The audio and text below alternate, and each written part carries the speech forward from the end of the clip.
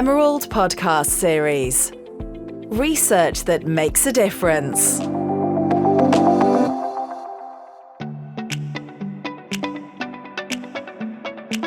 The Journal of Humanitarian Logistics and Supply Chain Management has recently hit a major milestone, its 10-year anniversary, which it celebrated with a special issue. At the same time, Emerald Publishing has agreed to a multi-year deal with the Kuna Foundation to flip the journal to fully open access beginning in 2023.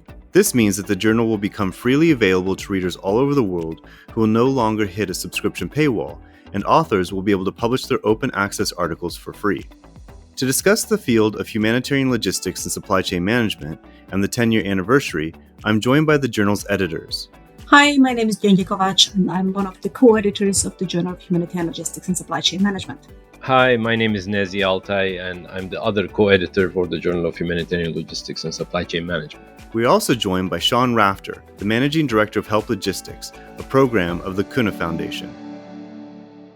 So JHLSCM recently hit a major milestone, having reached its 10-year anniversary, which is a really big accomplishment. Before we dive into our discussion about the special issue that covered the anniversary, I think it'd be good for our listeners who are not familiar with the journal to tell them a little bit about, first of all, the discipline, what is humanitarian logistics and the humanitarian supply chain, and how the journal fits into the larger picture of the field. The journal is the only dedicated academic journal to this topic. And in general, we are method agnostic. So we publish mathematical modeling optimization papers, survey papers, conceptual papers, theoretical papers, as long as they contribute to the theory and practice. Those two things are equally important for us, contribution to theory and contribution to practice, because we do have actually a lot of practitioner readers.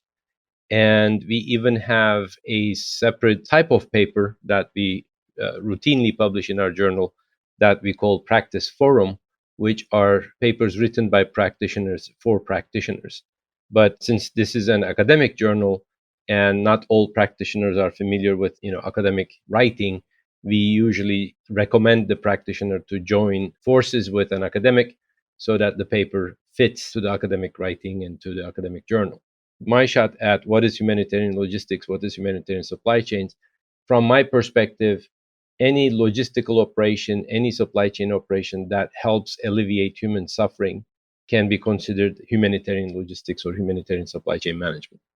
We have recognized that there is a bit of a vacuum in other supply chain management journals looking at this particular context. And with the context, I mean what Nezi just said, but also, generally speaking, like emergencies, crises, disasters, conflicts.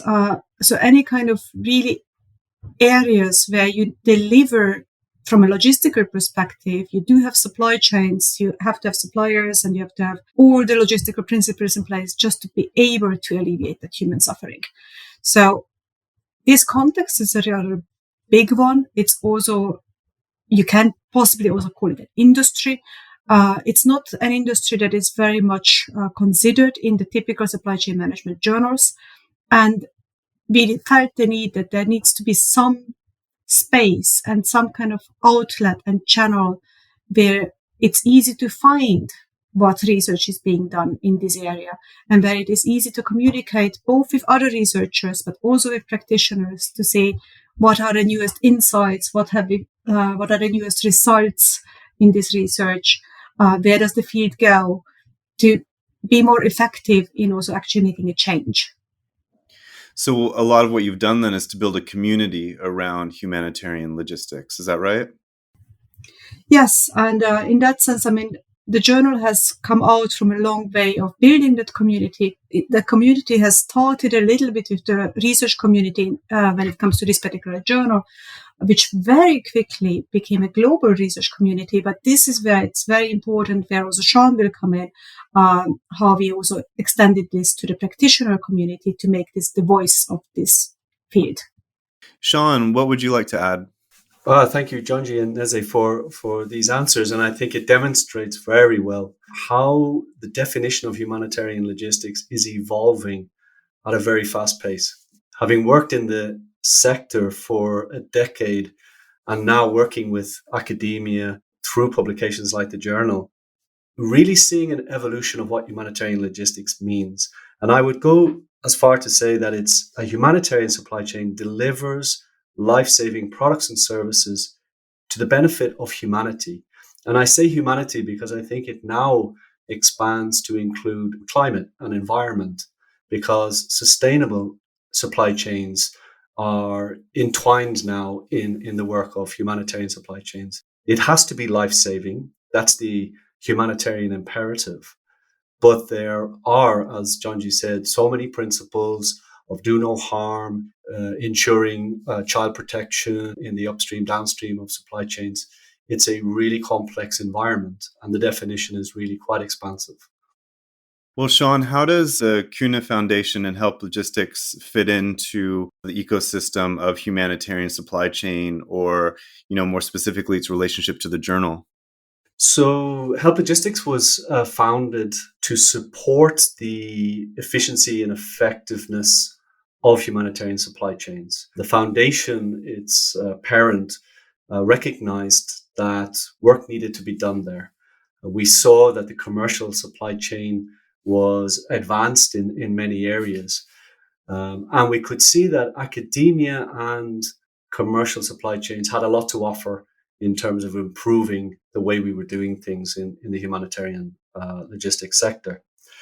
And my own experience in that is I started working in the field way back in early 2000 in Democratic Republic of Congo as a field logistician. And as I developed and worked through many different positions in different countries, what I was really desperate for, and I had come from, I was an engineer and an IT specialist, and I had the discipline of critical thinking and analytics. But what I needed was models, methods that could be applied to the field, that I could grasp and understand and apply. And that was really a huge gap.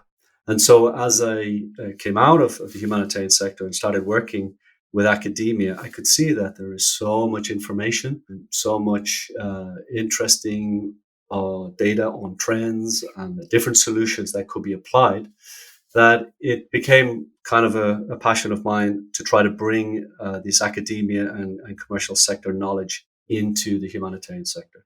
And so Help Logistics has been working at the intersection of these sectors since about 8 years. And the journal has always been close to us in that period. And I really want to find a way to get this journal into the hands of field logisticians, as I was over a decade ago, because there's a real hunger for good academic research that is applied and useful in context. Emerald Publishing just made an extraordinary agreement with the CUNA Foundation. I was wondering if you could tell us more about that. Yeah, this is the summation of many years of working with the journal and wanting to find a way to make it open source. One of the issues which we all recognize is that there are barriers, academic barriers for field workers to get access to research. And we wanted to try and break down those barriers. And because the journal has that content, but the model of getting it out to field workers was challenging, we decided to fund this journal for 3 years, starting in 2023, and make it open access. And it has a twofold purpose. One, it will reduce the barriers and make it fully accessible to everybody in the world, and especially to local logisticians. And we talk a lot about localization and empowering local NGOs and their workers.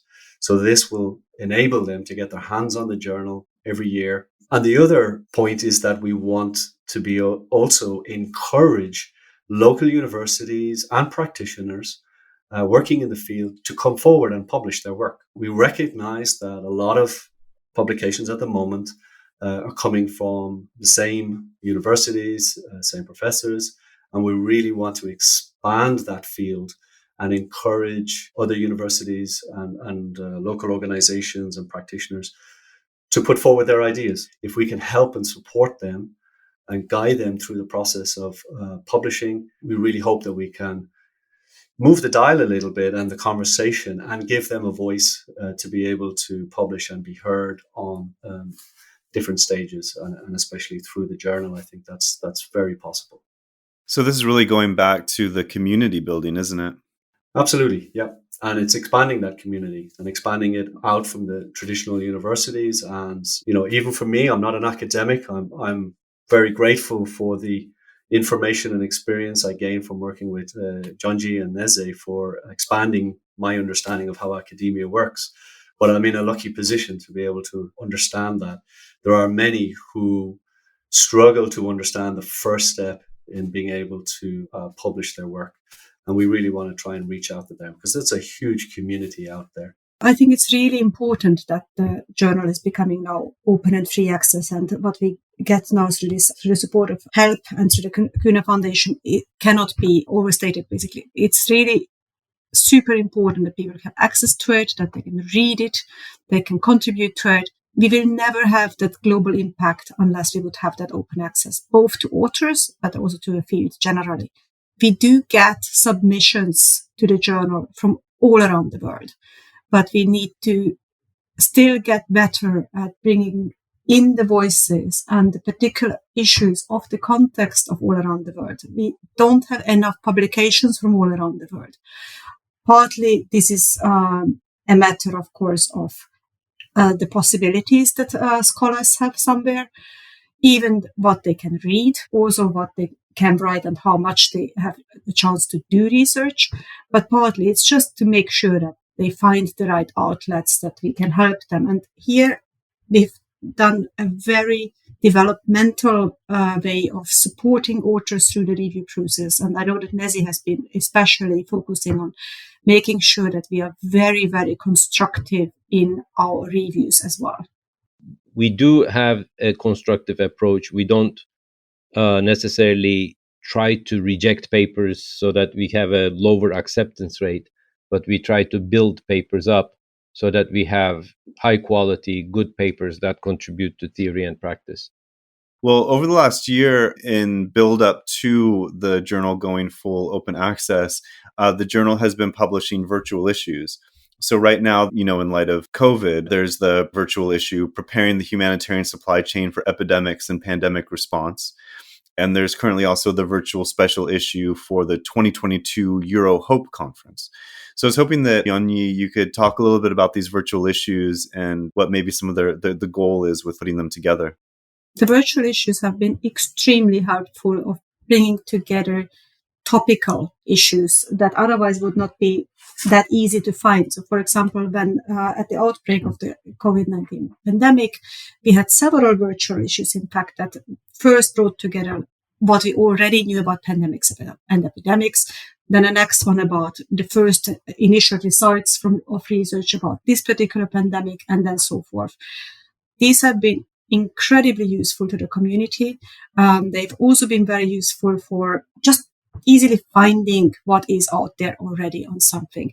There has also been a very good virtual issue earlier, for example, on conflicts and displacement, which was also very timely. And I very appreciate their Emirates also support on being that timely, because we could pretty much overnight, when the evacuation was going on from Afghanistan, put together that special issue to make sure that people could instantly find easily the latest results that there have been about displacement-related issues.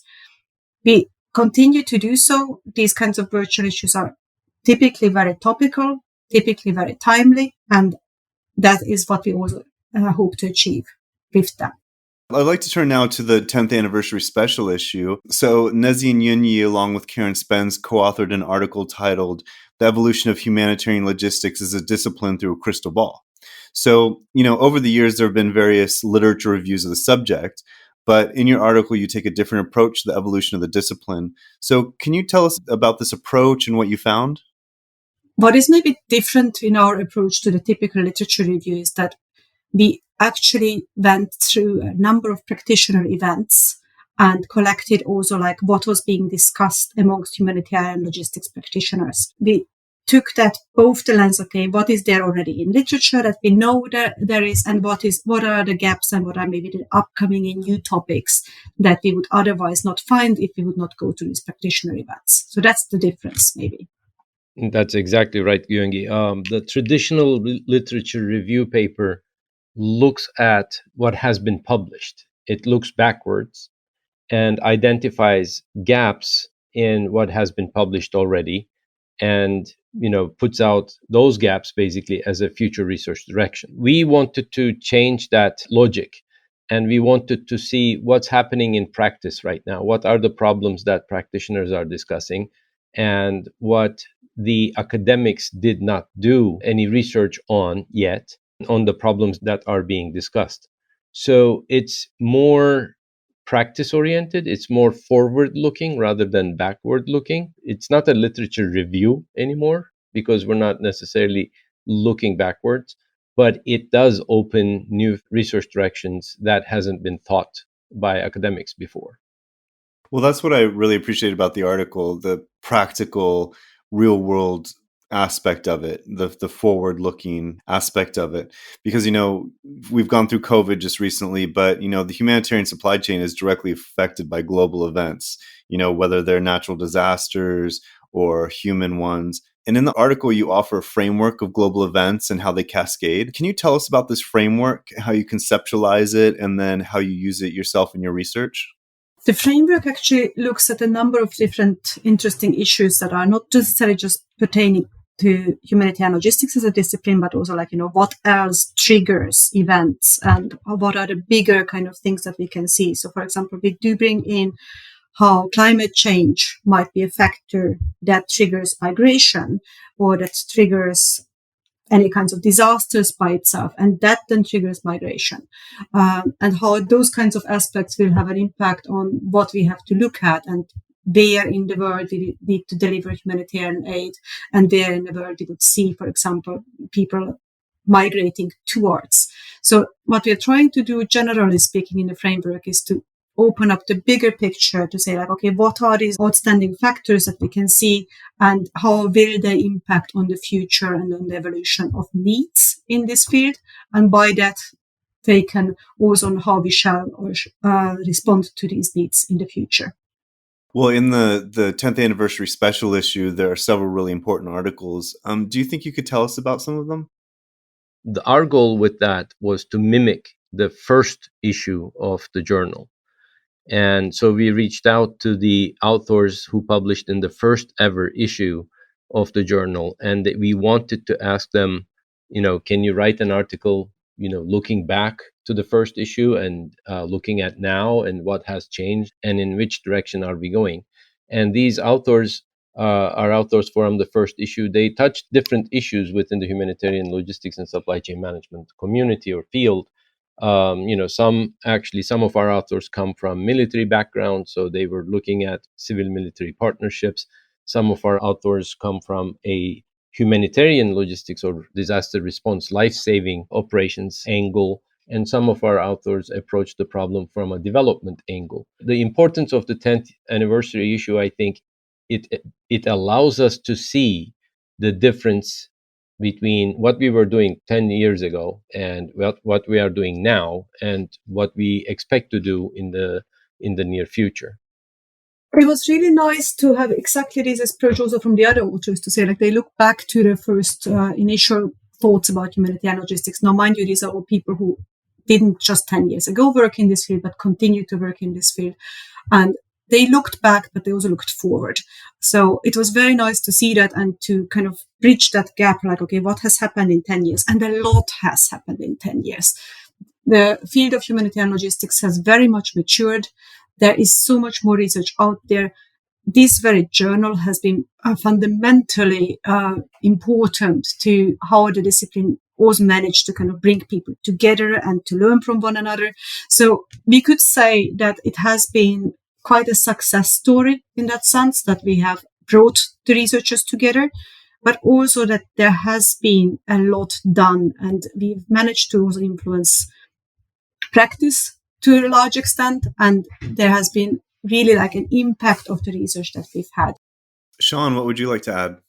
the global logistics cluster, which is responsible for the community of humanitarian practitioners from the United Nations to the IFRC to international NGOs, convenes twice a year.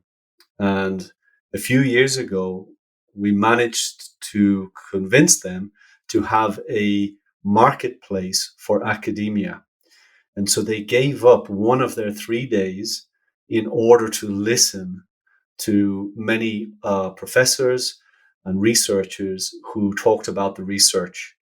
And it was remarkable from the skeptical point of view from the beginning to the complete change in attitude afterwards, that the relevancy and timeliness of research, the clock speed at which research is now coming out, as Jonji said earlier, relevant to ongoing operations is really shortened. And we couldn't actually close those sessions on time because people wanted to engage in further conversation, go deeper into the papers. And we've run those marketplace now subsequently every year, and we still get called back, to sponsor and provide more professors and more papers to talk about with the global and regional practitioners in the humanitarian cluster. Yeah, we've also, with the law cluster, for example, in some of their latest meetings, we had a chance to highlight some of the best and the latest research from the journal. And we could invite authors to do that themselves and to say, like, okay, this is what I've done, and these are the main results here. And it was very, very well received. So the journal itself has now a communication with practitioners in that sense going. One thing that has always been super important to this journal is that we want to have articles that have both rigor and relevance. And I know this is something that logistics and supply chain management as a field always says, but I think in this journal and with the way that we've been doing this with the law cluster, with reaching out with practitioners, with working in partnerships with academia and practitioners, we've pretty much come a long way in managing to do so as well. I read a recent paper in the Emerald Journal, and what's really interesting is that academia is able to step back. Well, I think it is closer now to understanding humanitarian operations than ever before, and retains the ability to be able to have a perspective from slightly outside as well.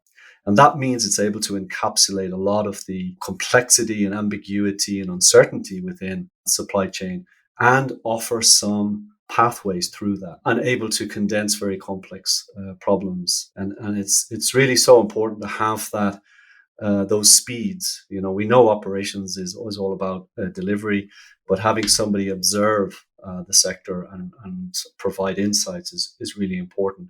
And that recent paper spoke a lot about the convergence that is going on within the sector, the convergence of stakeholders from humanitarian and commercial and academia sectors to come together to solve problems towards the SDGs, convergence on technology and the utilization of technologies across different sectors to solve problems, the convergence of disciplines and how we bring humanitarian and sustainability together. This kind of academic perspective of not being afraid of complexity, but helping to unpack it and then allow humanitarian operations to use it is really useful. Nezi? The paper Sean is talking about is actually available right now in our early sites section on the journal's website. And one thing that I wanted to add is, as an example of that convergence and the law cluster meetings, the fact that we have now a day, within the law cluster meetings, that's a two-way street. The logisticians are learning from academicians, but we are also getting new, interesting research ideas in those meetings, listening to the logisticians. As a matter of fact, we are now working on, Gyung-Yi and I are working on a project that looks at the interface of humanitarian logistics and law and legal structures in the world. Because humanitarians, when they're moving stuff from point A to point B, they are constrained by global and local customs structures, local laws, employment laws, etc., etc., and how they navigate these legal structures and still deliver on time and at a low cost and all that stuff is very interesting. And that actually that idea came directly from the practitioner side. One of the values that we hold dear at Emerald Publishing is that we want the research that we publish to have a real world impact. And it sounds like you guys are really talking about that. So I'm wondering if maybe you have some specific examples of this relationship between academia and practitioners, people who are out on the field working. A lot of researchers in this field also work as practitioners every now and then. Many are on rosters of humanitarian organizations. They can be deployed into different crises and emergencies. And they do that and come back with the knowledge, with the application, with the insights, and so forth. Others work on a strategic level, but they also come in and observe how a humanitarian organization works or how a particular disaster is being responded to. So we do have many great examples of how relevance can also just kind of be brought in and made sure that we all understand what is actually current and important to humanitarian organizations as well. We have multiple examples otherwise as well. I mean, if you really think just very recently with pandemic virtual issues that you mentioned, there has been so much where humanitarian logistics has been actually the field where other industries looked at, saying like, okay, you deal with supply chain disruptions on a daily basis. So what do we learn from you? How shall we actually implement the knowledge from humanitarian supply chains in any kind of other industry to deal with the pandemic? So it's in a way kind of the pandemic maybe also turned it around for us, because we've always been kind of seen as humanitarian logistics is a bit different.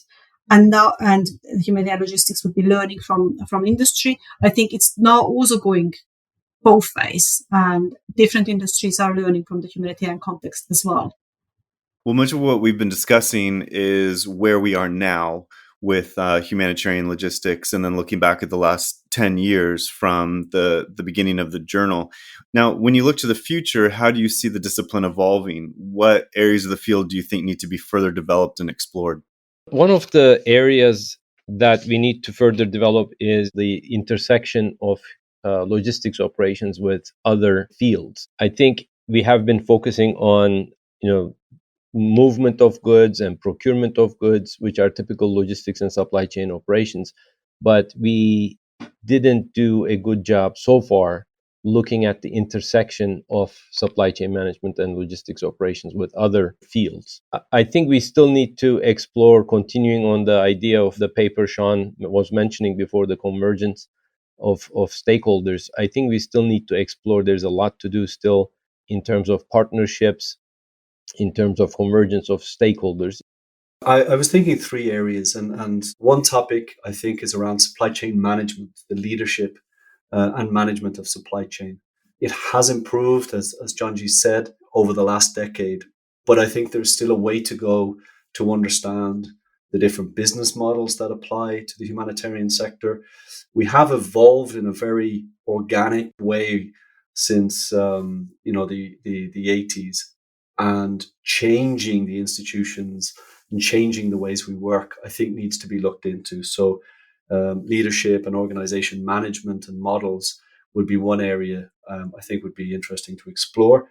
And then I think not just in the operational delivery part, the humanitarian operations part, but in preparedness and resilience. So the build back better, or the do no harm principles. We know there is less funding or less capital available, and there are greater needs.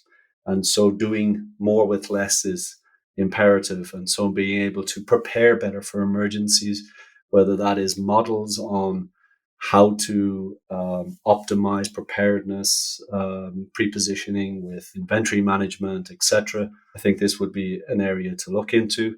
And then the last one for me would be the emergence of sustainability and environment, and the impact it's had on humanitarian operations, and really the need to look at the full life cycle of supply chain and understand its impact, its carbon footprint, waste management.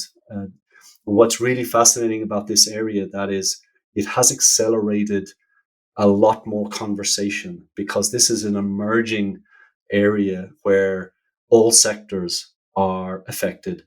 And there's a really huge growth in forums and groups and communities coming up around sustainability. And by default, that's bringing humanitarian operations closer together as well. Yunyi, what would you like to add? Well, let me start with saying that I agree with both what Nezzy and Sean have said. I mean, both about interdisciplinarities, but also the specific topics. I mean, my favorite topic personally is also about sustainability and humanitarian aid, partly also because we need to break through this whole cycle of just thinking about, okay, climate change impacts on us and we react to that, and whatever disaster comes out of it is a reaction to that, and we react to the disasters, and instead really thinking, okay, so how do we ourselves mitigate climate change? What can we do to keep emissions low and to keep global warming low? So I think the humanitarian sector really needs to think about their own role in this and thinking about that. But there are other things as well. I mean, now I'm thinking about things like systemic change. We've been talking a lot about cash-based initiatives earlier, and they have come a long way from that to just consider at which point do you really deliver items, and when do you deliver certain services, and when do you deliver cash, and what does that mean for beneficiaries, and what does it mean for the whole sector. This is a really important topic. Mind you, I mean, of course, we still have to consider that at the very end of the day, humanitarian supply chains are there to deliver. So in case everything else fails, and sometimes everything else does fail, you need to have that capacity in the logistics knowledge and capacity to do so. So those are kind of important issues to also come back to the basics every now and then to say, okay, what is it that we are here for, and why are we delivering, and what shall we be doing in the first place? Well, Nezzy, I know that you have several projects coming up. Can you tell us about the special issues you have planned for the next year? We have 3 special issues that are cooking right now. And the earliest that will finish will be probably the first issue of 2023. And it's going to be on COVID-19 and its effects on humanitarian supply chains. Then we have another special issue that is almost being finalized on vaccine supply chains. And lastly, hopefully in 2023, if not in 2024, we will have a special issue on looking at logistics operations in complex emergencies. The thought behind that special issue was the Russian invasion of Ukraine and how armed conflicts and other complexities change or challenge humanitarian logistics operations. So look out for those special issues. All of those will be open access, which is fantastic because they'll be free to a worldwide readership. So thank you for working on that, Sean, bringing that together for us. Oh, it's a pleasure. I'm honestly really excited about getting the journal out there and getting the response from people who will have access to it now. Wow, that's all really interesting. It's been a fantastic conversation. Thank you all 3 for joining me today. Thank you for inviting us. Thank you very much. Thank you. Thank you for listening to today's episode. You can find more information about our guests on our website, where you also find a link to the freely available 10-year anniversary issue. I'd like to thank our guests for joining me today, and also Alex Jungius of This Is Distorted.